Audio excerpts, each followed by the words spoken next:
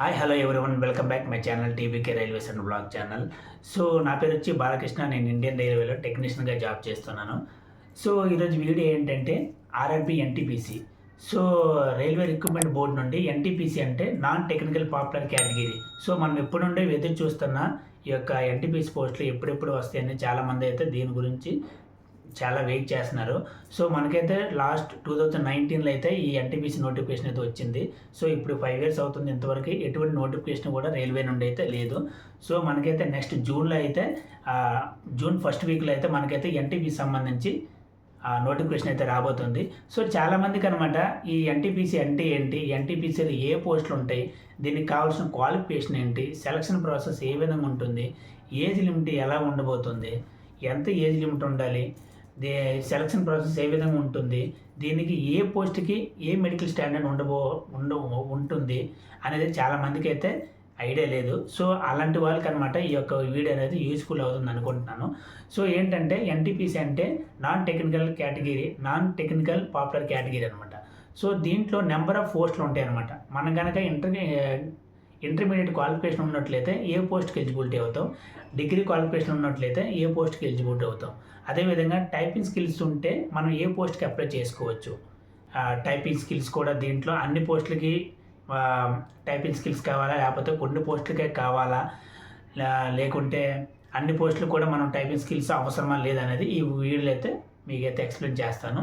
అదేవిధంగా age limit ఎంత ఉండాలి, ఏ పోస్ట్కి ఎంత ఏజ్ లిమిట్ ఉండాలి, ఇంటర్మీడియట్ చేసిన వాళ్ళకి ఏజ్ లిమిట్ ఎంత ఉండాలి, అదేవిధంగా డిగ్రీ చేసిన వాళ్ళకి ఏజ్ లిమిట్ ఎంత ఉండాలి అనేది ఈ వీడియోలో అయితే ఫుల్ క్లారిటీగా అయితే ఎక్స్ప్లెయిన్ చేసి చెప్తాను.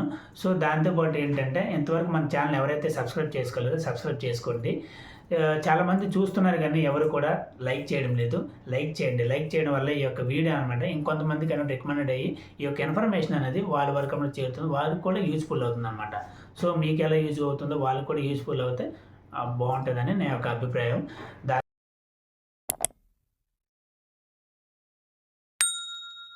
ఎన్టీపీసీలో వచ్చి మనకి నెంబర్ ఆఫ్ పోస్టులు అయితే ఉన్నాయి. సో దీంట్లో చూసుకుంటే 1 to 5 వరకు ఏదైతే పోస్టులు ఉన్నాయో ఎవరైతే ఇంటర్మీడియట్ చేసి ఉంటారో వాళ్ళు అనమాట ఈ యొక్క పోస్ట్కి అనమాట ఎలిజిబిలిటీ అవుతారు. సో మనం చూసుకుంటే first of all so intermediate A group చేసినా సరే, ఇంటర్మీడియట్లో ఎంపీసీ చేసినా సరే, బైపీసీ చేసినా సరే, అదేవిధంగా హెచ్ఈసీ చేసిన ఏ గ్రూప్ చేసినా సరే ఈ 5 పోస్టులకు అనమాట వాళ్ళనమాట ఎలిజిబిలిటీ అవుతారు. సో ఫస్ట్ చూసుకుంటే మనకి జూనియర్ క్లర్క్ కమ్ టైపిస్ట్ అనమాట. ఇది వచ్చి మనకి పే లెవెల్ 2 అనమాట. నెక్స్ట్ మనకి ఇనిషియల్ పేమెంట్ వచ్చి మనకి 19,900 ఉండబోతుంది. నెక్స్ట్ వచ్చి మెడికల్ స్టాండర్డ్ వచ్చి C2 మెడికల్ అనేది కండక్ట్ చేస్తారనమాట. నెక్స్ట్ వచ్చి మనకి అకౌంట్స్ క్లర్క్ కమ్ టైపిస్ట్ అనమాట. ఇది వచ్చి మనకి పే లెవెల్ 2 పోస్ట్ అనమాట. సో ఇనిషియల్ పేమెంట్ వచ్చి మనకు 19,900.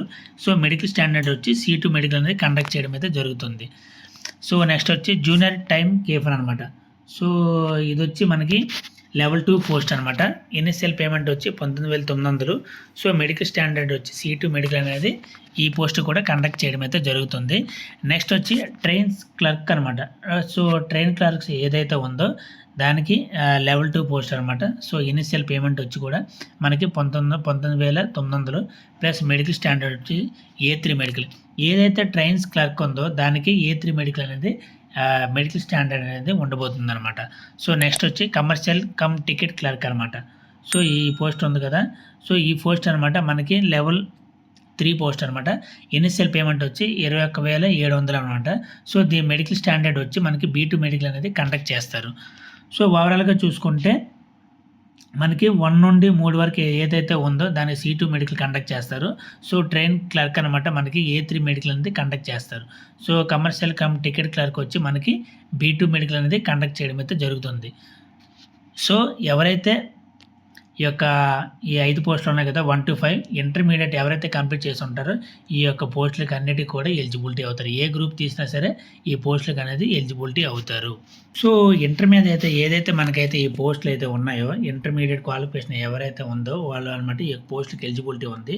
సో ఏజ్ లిమిట్ వస్తే మనకి 2019లో 18 ఇయర్స్ టు 30 ఇయర్స్ అయితే ఇచ్చారు. సో 2024లో మనకు అప్కమింగ్ నోటిఫికేషన్ అయితే రాబోతుంది కాబట్టి సో కోవిడ్ వల్ల మనకి 3 ఇయర్స్ అనేది ఎక్స్టెండ్ చేశారు. సో 3 ఇయర్స్ ఎక్స్టెండ్ చేయడం వల్ల 18 ఇయర్స్ టు 33 ఇయర్స్ వరకు అనమాట మనకి ఏజ్ లిమిట్ అనేది ఇవ్వడం అయితే జరుగుతుంది. సో దీంతో పాటు మనకి ఎస్సీ ఎస్టీ వాళ్ళకి అనమాట 3 ఇయర్స్ 5 ఇయర్స్ అదేవిధంగా ఓబీసీ వాళ్ళకి అనమాట 3 ఇయర్స్ అనేది ఇవ్వడం అయితే జరుగుతుంది అనమాట. ఓవరాల్గా చూసుకుంటే మీకు 38 ఎవరైతే ఇంటర్ క్వాలిఫికేషన్ ఉందో వాళ్ళు 38 ఏజ్ ఉంటే వాళ్ళ యొక్క ఎన్టీపీసీ పోస్ట్ కనుక ఎలిజిబిలిటీ అవుతారు. సో డిగ్రీలో మీకు కనుక ఏ గ్రూప్ ఉన్నా సరే ఏ బ్రాంచ్ తీసినా సరే ఆ డిగ్రీ చేస్తే చాలు అనమాట. డిగ్రీ పాస్ అయి ఉంటే చాలు ఈ యొక్క పోస్టులు కనుక మీరు ఎలిజిబిలిటీ అవుతారు. సో చూసుకుంటే దీంట్లో ఏ పోస్టులు ఉన్నాయో చూద్దాం. సో ట్రాఫిక్ అసిస్టెంట్ అనమాట ఫస్ట్ వన్ వచ్చి దీనికనమాట లెవెల్ 4 ఉంది. టోటల్గా చూసుకుంటే ఇనిషియల్ పేమెంట్ వచ్చి 25,500. మెడికల్ స్టాండర్డ్ వచ్చి A2 మెడికల్ అనేది కండక్ట్ చేస్తారనమాట. సో గూడ్స్ గార్డ్ నెక్స్ట్ వచ్చి గూడ్స్ గార్డ్ ఏదైతే ట్రైన్ ఉందో ట్రైన్స్కి బ్యాక్ సైడ్ ఉంటారు కదా goods guard. So goods guard అనమాట ఇది లెవెల్ 5 పోస్ట్ అనమాట. సో ఇనిషియల్ పేమెంట్ వచ్చి 29,200. దీనికి కూడా A2 మెడికల్ అనేది కండక్ట్ చేయడం అయితే జరుగుతుంది. Next senior commercial cum ticket clerk అనమాట ఇది లెవెల్ 5 పోస్ట్ అనమాట. దీనికి కూడా ఇనిషియల్ పేమెంట్ వచ్చి 29,200 అండ్ మెడికల్ స్టాండర్డ్ వచ్చి B2 మెడికల్ అనేది కండక్ట్ చేయడం అయితే జరుగుతుంది. Next senior clerk cum typist అనమాట. సో ఈ పోస్ట్ కూడా లెవెల్ 5 పోస్ట్. సో దీన్ని చూసుకుంటే 29,200 ప్లస్ మెడికల్ స్టాండర్డ్ వచ్చి మనకి C2 మెడికల్ అనేది కండక్ట్ చేయడం అయితే జరుగుతుంది అనమాట. సో నెక్స్ట్ వచ్చి మనకి junior account assistant cum typist ఇది లెవెల్ 5 పోస్టు. సో దీనికి ఇనిషియల్ పేమెంట్ వచ్చి 29,200 అండ్ C2 మెడికల్ అనేది కండక్ట్ చేయడం అయితే జరుగుతుంది అనమాట. నెక్స్ట్ సీనియర్ టైం కీపర్ అనమాట. ఎవరైతే సీనియర్ టైం డిగ్రీ క్వాలిఫికేషన్ ఉందో ఈ సీనియర్ టైం కీపర్ కూడా అప్లై చేసుకోవచ్చు. సో ఇది కూడా మనకు వచ్చి లెవెల్ 5 పోస్ట్ అనమాట. సో ఇనిషియల్ పేమెంట్ వచ్చి మనకి 29,200 ప్లస్ మనకి C2 మెడికల్ అనేది కండక్ట్ చేయడం అయితే జరుగుతుంది. నెక్స్ట్ వచ్చి కమర్షియల్ అప్రెంటిస్ CT అనమాట. చాలా ఇంపార్టెంట్ ఇది ఈ పోస్టు. సో లెవెల్ 6 పోస్ట్ అనమాట ఇది. ఈ యొక్క ఇనిషియల్ పేమెంట్ ఎంత అంటే 35,400. సో మెడికల్ స్టాండర్డ్ అనేది B2 మెడికల్ అనేది దీనికైతే ఉండబోతుంది. నెక్స్ట్ వచ్చి స్టేషన్ మాస్టర్ SM అంటారు. స్టేషన్ మాస్టర్ ఆల్రెడీ స్టేషన్లో మొత్తం ట్రైన్స్ అప్ అండ్ డౌన్ మొత్తం కూడా సిగ్నల్ అన్నీ కూడా వీళ్ళ యొక్క అండర్లోనే ఉంటాయి అన్నమాట. సో ఈ లెవెల్ పోస్ట్ వచ్చి 6 లెవెల్ పోస్ట్ అనమాట. సో ఇనిషియల్ పేమెంట్ వచ్చి 35,400. మెడికల్ స్టాండర్డ్ వచ్చి A2 మెడికల్ అనేది వీళ్ళకైతే కండక్ట్ చేయడం అయితే జరుగుతుంది. సో ఇక్కడైతే టోటల్ వేకెన్సీస్ ఉన్నాయి కదా ఇదనమాట 2019లో ఇన్ని వేకెన్సీస్తో అయితే రిలీజ్ చేయడం అయితే జరిగిందనమాట. సో 24,649 వేకెన్సీతో 2019లో అయితే మనకి ఓవరాల్గా NTPC చూసుకుంటే 35,000 వరకు అనమాట మనకి 2019లో అయితే నోటిఫికేషన్ అయితే రిలీజ్ చేయడం అయితే జరిగింది. సో ఈసారి అయితే మనకి ఎవ్రీ ఇయర్ అనమాట జాబ్ క్యాలెండర్ రిలీజ్ చేస్తారు కాబట్టి మేబీ 10,000 లోపలే మనకి రావచ్చు అని అనుకుంటాను. సో నోటిఫికేషన్ వచ్చినంత వరకు వెయిట్ చేద్దాం. ఎవరైతే డిగ్రీ చేసి ఉంటారో ఈ యొక్క పోస్టులు కనుక ఎలిజిబిలిటీ అనమాట. సో డిగ్రీలో ఏ బ్రాంచ్ చేసినా సరే మీరు డిగ్రీ పాస్ అయ్యి ఉంటే చాలన్నమాట ఈ పోస్టులకు మీరు అప్లై చేసుకోవచ్చు. సో దీనికి మనకి ఏజ్ వచ్చి మనకి 18 ఇయర్స్ టు 33 ఇయర్స్ అనమాట. ఇప్పుడు 2019 అనమాట. సో మనకి 2024లో అనమాట మనకి కోవిడ్ రిలాక్సేషన్ ఇస్తున్నారు కాబట్టి 18 ఇయర్స్ టు 36 వరకు అనమాట మనం ఏజ్ రిలాక్సేషన్ ఉంది. సో ఏజ్ లిమిట్ ఉందన్నమాట. సో దీంతో పాటు ఓబీసీ వాళ్ళకి 3 ఇయర్స్ అండ్ SC ST వాళ్ళకి 5 ఇయర్స్ అనమాట. సో SC ST 41 ఇయర్స్ ఉన్న వాళ్ళకి 41 ఇయర్స్ ఉన్నా కూడా ఈ యొక్క పోస్ట్ కనుక అప్లై చేసుకోవచ్చు అనమాట. సో ఇదండి ఎవరైతే డిగ్రీ మీద అప్లై చేయాలనుకుంటున్నారో ఓవరాల్గా 1 to 8 పోస్టులు అనమాట. ఇవన్నీ కూడా డిగ్రీ క్వాలిఫికేషన్ ఉన్న వాళ్ళు మాత్రమే ఈ యొక్క పోస్ట్ కనుక అప్లై చేసుకోవచ్చు. సో NTPC సంబంధించి ఏవైతే పోస్టులు ఉన్నాయో దాని యొక్క సెలక్షన్ ప్రాసెస్ ఏ విధంగా జరగబోతుంది అనేది ఇప్పుడు మీకు ఎక్స్ప్లెయిన్ చేస్తాను. సో సెలక్షన్ ప్రాసెస్ వచ్చి మనకి ఫస్ట్ CBT ఉంటుందన్నమాట. నెక్స్ట్ వచ్చి సెకండ్ CBT ఉంటుంది. ఎవరైతే ఫస్ట్ CBT క్వాలిఫై అవుతారో వాళ్ళకి సెకండ్ CBT అనేది కండక్ట్ చేస్తారు. కొన్ని పోస్టులకు మాత్రమే మనకి టైపింగ్ టెస్ట్ అనేది ఉంటుందన్నమాట. టైపింగ్ స్కిల్ టెస్ట్ అనమాట, యాప్టిట్యూడ్ టెస్ట్ అనేది ఉంటుందన్నమాట. అది ఏ పోస్ట్ అనేది మీకు ఎక్స్ప్లెయిన్ చేసి చెప్తాను లాస్ట్లో.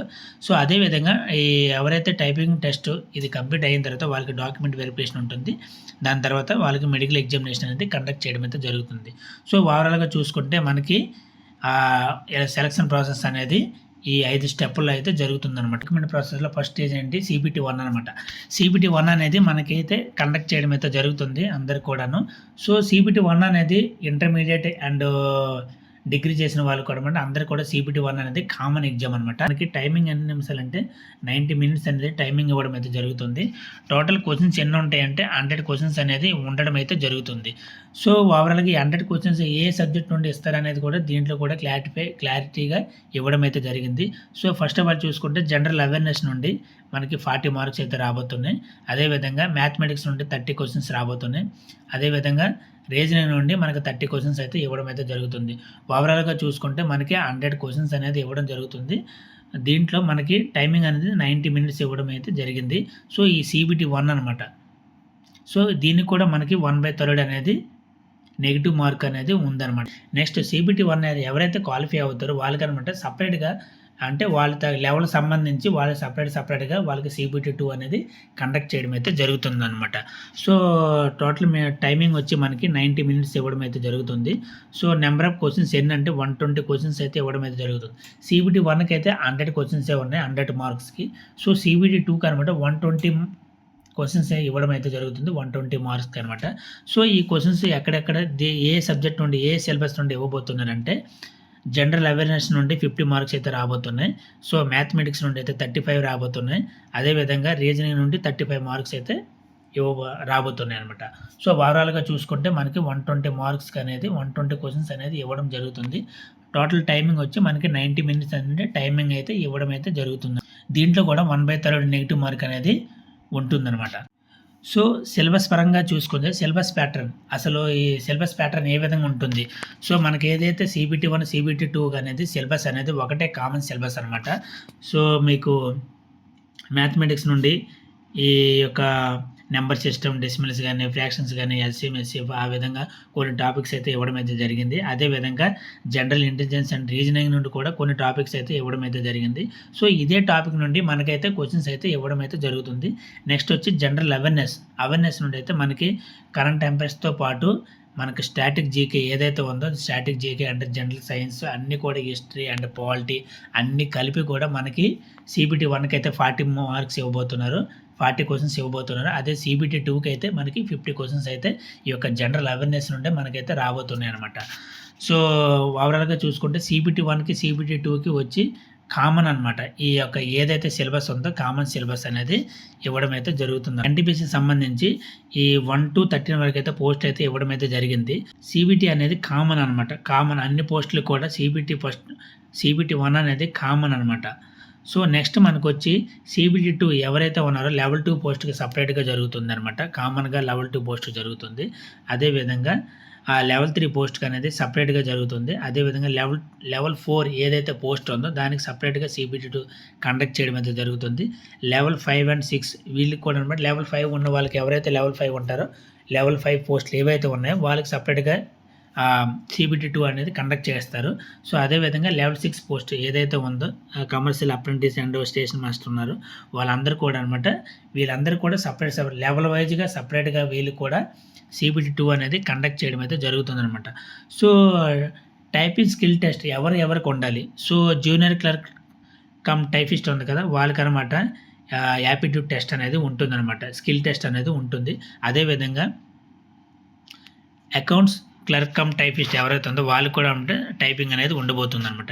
నెక్స్ట్ వచ్చి జూనియర్ టైమ్ K4 ఎవరైతే ఉన్నారో వాళ్ళకి కూడా అనమాట ఈ టైపింగ్ స్కిల్ అనేది కంపల్సరీ కావాలి. నెక్స్ట్ వచ్చి ట్రైన్ క్లర్క్కి and commercial cum ticket clerk వీళ్ళిద్దరు కూడా స్కిల్ టెస్ట్ అనేది ఉండదన్నమాట. నెక్స్ట్ వచ్చి మనకి ట్రాఫిక్ అసిస్టెంట్ ఎవరైతే ఉన్నారో మ్యాక్సిమం వాళ్ళకి అనమాట కంప్యూటర్ బేస్డ్ యాప్టిట్యూడ్ టెస్ట్ అనేది వాళ్ళకైతే కండక్ట్ చేయడం అయితే జరుగుతుంది. సో సిస్టమ్ గురించి వాళ్ళకి కొంత యాప్టిట్యూడ్ టెస్ట్ అనేది కండక్ట్ చేస్తారు. సో నెక్స్ట్ వచ్చి మనకి goods guard and senior commercial cum ticket clerk వీళ్ళకి కూడా అనమాట ఏదైతే స్కిల్ టెస్ట్ ఉందో ఉండదన్నమాట. వీళ్ళకి కూడా ఉండదు. సో నెక్స్ట్ వచ్చి మనకి senior clerk cum typist and junior accounts assistant cum typist next వచ్చి సీనియర్ కమ్ కేఫర్ ఏదైతే 9, 10, 11 పోస్టులు ఉన్నాయో వీళ్ళు ముగ్గురు కూడా అనమాట టైప్ స్కిల్ టెస్ట్ ఏదైతే టైపింగ్ స్కిల్ టెస్ట్ ఉందో వాళ్ళు కండక్ట్ చేయడం అయితే జరుగుతుంది. కమర్షియల్ అప్రెంటిస్ ఏదైతే పోస్ట్ ఉందో వాళ్ళకైతే ఉండదనమాట. నెక్స్ట్ స్టేషన్ మాస్టర్ అనమాట కంప్యూటర్ బేస్డ్ యాప్టిట్యూడ్ టెస్ట్ అనేది ఉంటుందన్నమాట. సో ఎందుకంటే వీళ్ళ సిస్టంలోనే చూస్తూ ఉండాలి కాబట్టి సో సిగ్నల్ సంబంధించి ఏదైనా సరే వీళ్ళ సిస్టమ్ అనేది ఉంటుంది కాబట్టి సో వీళ్ళకి అనమాట compulsory computer based aptitude test అనేది కండక్ట్ చేయడం అయితే జరుగుతుంది. సో ఓవరాల్గా చూసుకుంటే ఇంటర్ ప్లస్ డిప్లొమా చేసిన వాళ్ళు అనమాట ఈ యొక్క పోస్టులకు ఎలిజిబిలిటీ అవుతారు. అదేవిధంగా మీరు ప్రిఫరెన్స్లో పెట్టేటప్పుడు కూడా ఫస్ట్ ప్రిఫరెన్స్ అనేది junior accountant assistant cum typist ఏదైతే 10 నెంబర్ ఉంది కదా దీనికి ఫస్ట్ పెట్టుకోండి. లేడీస్ కూడా బెస్ట్ జాబ్ అనమాట. సో సాటర్డే కానీ సండే అంటే ఒక ఆఫీస్కి వెళ్ళి వస్తున్నట్టు ఉండాలనుకునేవారు ఎవరైతే ఆఫీస్ ఫీల్డ్ జాబ్ కావాలనుకుంటారో అలాంటి వాళ్ళు అనమాట ఏదైతే టైపింగ్ స్కిల్ టెస్ట్లు ఉన్నాయో దాన్ని ఎంచుకోండి అనమాట. ఆ పోస్ట్ని మీరు ఎంచుకోండి. అదేవిధంగా దాంట్లో బెస్ట్ జాబ్ ఏంటంటే junior accounts assistant cum typist. So దీంతో చూసుకుంటే అకౌంట్స్ క్లర్క్ కమ్ టైపిస్ట్ ఉంది కదా వీళ్ళందరూ కూడా అనమాట వీటికి మీరు అప్లై చేసుకోండి. సో ఈజీగా మనకి 5 డేస్ డ్యూటీకి వెళ్తాం. సో 2 డేస్ అనేది మనకి రెస్ట్ ఉంటుందన్నమాట. హాలిడేస్ ఉంటాయి. ఆ విధంగా ఆఫీస్ వర్క్ చేస్తూ ఉంటాం కాబట్టి ఆ విధంగా ఉండబోతుందన్నమాట. అలా ఎవరైనా అప్లై చేసుకున్న వాళ్ళైతే చేసుకోండి. సో టైపింగ్ స్కిల్స్ అనేది కంపల్సరీ. ఎందుకంటే మీరు ఏ పోస్ట్కైనా అప్లై చేసే ముందు టైపింగ్ స్కిల్స్ ఉన్నాయి లేదా అనేది మీరు ఇక్కడ చెక్ చేసుకోండి. సో ఈ వీడియో చేయడానికి మెయిన్ రీజన్ ఏంటంటే ఇదే అనమాట. సో చాలామందికి ఏంటంటే పోస్ట్ పరంగా తెలుసు దానికి సంబంధించి CBT1 CBT2 ఉంటుందని అనుకుంటారు తప్ప కానీ దీనికి టైపింగ్ స్కిల్ కూడా మనకి చాలా ఇంపార్టెంట్ అనమాట. సో దీంట్లో పాస్ అయితేనే మనం ఖచ్చితంగా ఈ యొక్క పోస్ట్కి అనేది ఎలిజిబిలిటీ అవుతాం. సో ఇదండి ఎన్టీపీ సంబంధించి. సో ఎన్టీపీ సంబంధించి నేనైతే ఫుల్ డీటెయిల్స్ అయితే మీకు ఇచ్చేసాను. సో ఇంకా నెక్స్ట్ మనకి ఎన్టీపీసీ నోటిఫికేషన్ వచ్చిన వెంటనే నేను ఏదైనా మార్పులు చేర్పులు జరిగాయి అనేది చూసుకొని మళ్ళీ మీకు అప్పుడు ఎన్టీపీసీ నోటిఫికేషన్ రిలీజ్ అయినంటే దానికి సంబంధించి మొత్తం డీటెయిల్స్ అయితే మీకైతే ఎక్స్ప్లెయిన్ చేస్తాను. సో ఇంతవరకు చెప్పింది అయితే మీకైతే అర్థమైందని అనుకుంటున్నాను. సో మీలో ఎవరైనా సరే ఈ యొక్క పోస్ట్కి ఎలిజిబిలిటీ అయితే ఖచ్చితంగా మీ యొక్క డాక్యుమెంట్స్ అన్నీ కూడా రెడీ చేసి పెట్టుకోండి. ఎందుకంటే చాలామంది నోటిఫికేషన్ రిలీజ్ అయిన తర్వాతనే అన్నీ కూడా రెడీ చేస్తున్నారు. సో అలా చేయడం వల్ల ఏంటంటే మీకు టైం అనేది వేస్ట్ అవుతుంది అనమాట. టెన్షన్ పడతారు. సో ముందు నుండి మీరు డాక్యుమెంట్స్ ఇవన్నీ రెడీ చేసి పెట్టుకుంటే ఎన్టీపీసీ జాబులు రావడమే రేర్ అనమాట. ఎందుకంటే ఒక ఎన్టీపీసీలోనే నెంబర్ ఆఫ్ పోస్టులు ఉంటాయి కాబట్టి చాలామంది దీని మీద కాంపిటీషన్ పడతారు అనమాట. సో దాని గురించి అనమాట మీరు ముందు నుండి డాక్యుమెంట్స్ ఇవన్నీ రెడీ చేసుకొని ముందుగుండానే మీరు అన్నీ కూడా అప్లై చేసుకున్నారనుకోండి నోటిఫికేషన్ పడిన వెంటనే మీకు తర్వాత ఏంటంటే ఉన్న సిలబస్ అనమాట కొంచెం క్లారిటీగా చదువుకుంటే సరిపోతుంది. సో మీకు ఎంతవరకు చెప్పిందంతా అర్థమైంది అనుకుంటాను. సో అప్కమింగ్ నోటిఫికేషన్ వచ్చిన వెంటనే మీకు ఖచ్చితంగా దాని గురించి కూడా ఏదైనా ఎక్స్ట్రా ఏదైనా యాడ్ చేశాడా ఈ యొక్క 2024 ఏదైనా కొత్తగా యాడ్ చేశారా లేదనేది మీకైతే ఎక్స్ప్లెయిన్ చేసి చెప్తాను. సో ఇంతవరకు మన ఛానల్ ఎవరైతే సబ్స్క్రైబ్ చేసుకోలేదో సబ్స్క్రైబ్ చేసుకోండి. అదేవిధంగా మన ఈ యొక్క వీడియో కనుక మీకు నచ్చినట్లయితే లైక్ చేయండి. Thank you.